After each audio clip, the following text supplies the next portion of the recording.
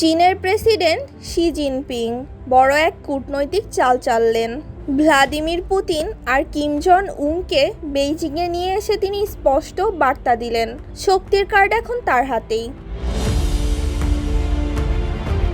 Donald Trump একসময় উত্তর কোরিয়ার সঙ্গে শান্তি আনার চেষ্টা করেছিলেন, কিন্তু বহুল আলোচিত সেই বৈঠকগুলো ব্যর্থ হয়েছিল।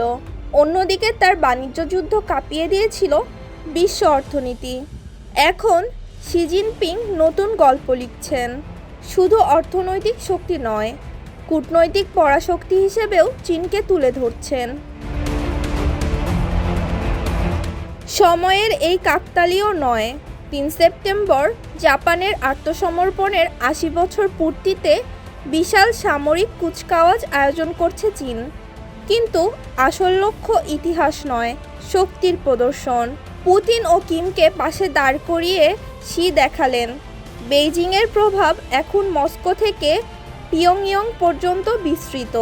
এদিকে ট্রাম্প বলেছেন তিনি আবারও কিম জন উনের সঙ্গে বৈঠক করতে চান, কিন্তু শি ইতিমধ্যেই দুধাপ এগিয়ে। পশ্চিমা দুনিয়ায় রাশিয়া ও উত্তর কোরিয়া হয়তো অবরোধের শিকার, কিন্তু বেইজিংয়ে তারা অতিথি। কিমের জন্য এটা আন্তর্জাতিক স্বীকৃতি, পুতিনের জন্য সমর্থন যখন তিনি ইউক্রেন যুদ্ধ নিয়ে একঘরে, আর শির জন্য এটা কূটনৈতিক হাতিয়ার।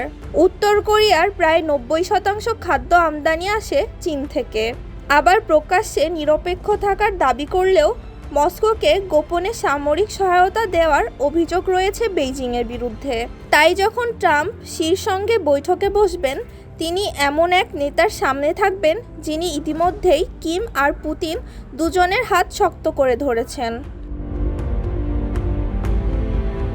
এখন বড় প্রশ্ন, শি কি এই মুহূর্তকে কাজে লাগিয়ে ইউক্রেন যুদ্ধে শান্তি আনবেন, নাকি এটা শুধু বিশ্বশক্তির খেলা, শক্তভাবে নিজের হাতে ধরে রাখার কৌশল?